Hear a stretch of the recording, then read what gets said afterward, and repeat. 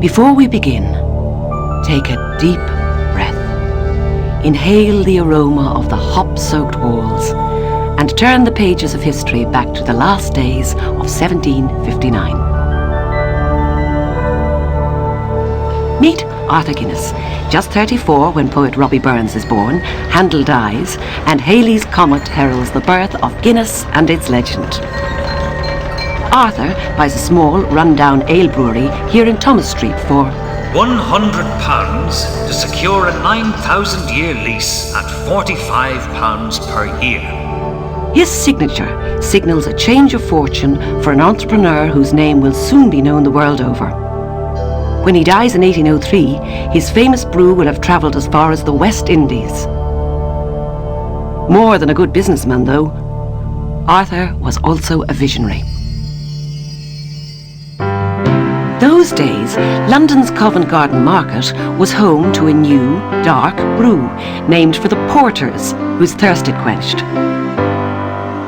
Arthur perfected it and abandoned the more traditional Dublin ale, ploughing everything into porter, stout as it would become known, using only the purest water, the finest hops and the best local barley supplied then, just as now, by Irish farmers.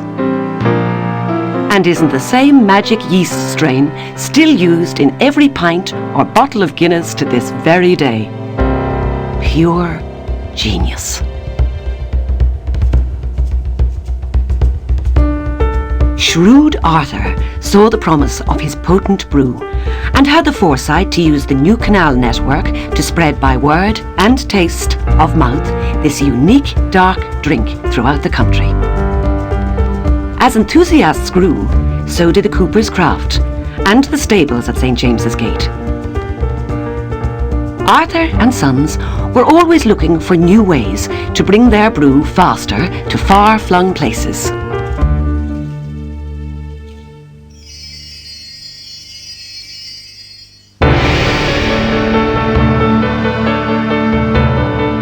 From 6.5 barrels to England, a mere trickle in 1769, a steady flow grew into a flood, and by 1914 the brewery had become the largest in the world. Barges carried their precious cargo downriver to Dublin harbour. The unfortunate bargemen were teased by the quick wit of the Dublin wags who shouted, "Hey mister, bring us back a parrot!" A little later, bulk tankers replaced the horse and metal kegs the wooden barrel, as the brewery expanded to meet the demand. In some extraordinary places.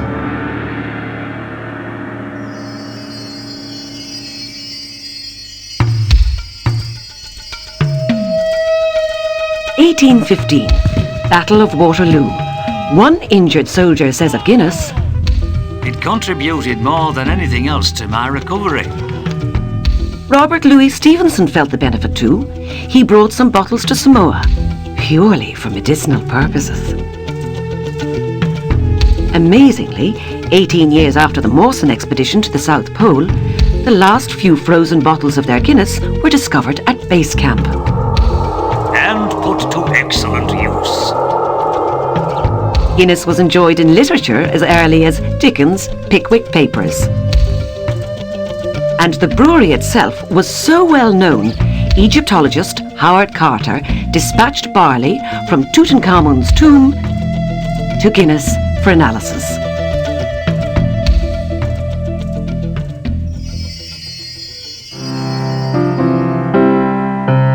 Then there was the Guinness family.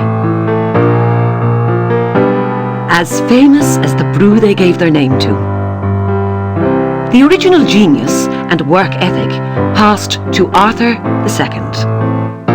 Under his guidance, the brewery tripled production by insisting on the highest standards, while others cut quality and failed.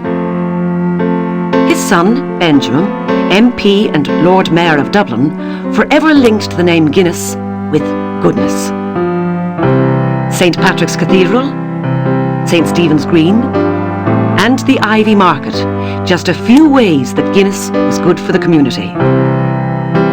Today, that benevolence continues with projects like the Living Dublin Awards and the James Joyce Centre Library. Speaking of James Joyce, many famous writers have whetted their whistles to invoke the muse, often paying tribute to the lords of the vat in return. From Joyce to Kavanagh, O'Brien to Behan, O'Casey to Wilde, the Irish literati gained inspiration from a healthy relationship with Arthur's eldest.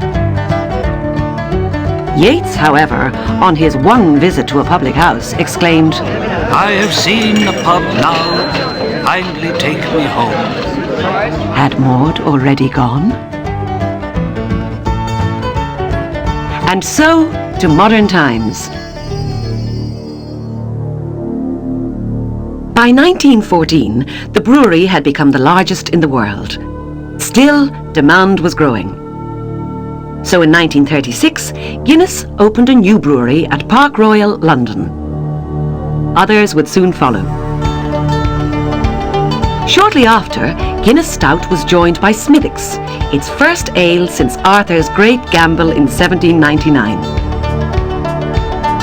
And for its 200th birthday, a third string was added to the family bow, Harp Lager. All the while, Guinness and Ireland, Ireland and Guinness had become woven together. Neither could be separated from the other. Nowhere can this be better seen than Guinness's sponsorship of key cultural events.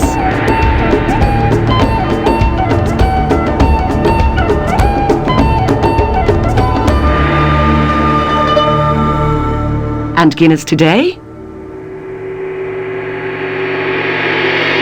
Not as different to 1759 as you might imagine. The brewery has changed. The company has grown. 4 million pints are brewed here daily. 10 million glasses enjoyed worldwide from around 50 Guinness breweries. And you can now enjoy a great pint in around 150 countries. £400 million is swallowed by the Irish taxman. A further 200 million pulled by the Irish economy in wages and purchases. Guinness the company, with United Distillers and Vintners, Pillsbury and Burger King, form Diageo, one of the world's leading consumer goods companies. Guinness the pint remains faithful to the vision of its creator, Arthur Guinness, who above all wanted to give something of enduring value to Ireland. A taste like fine wine, to be enjoyed more in moderation than excess.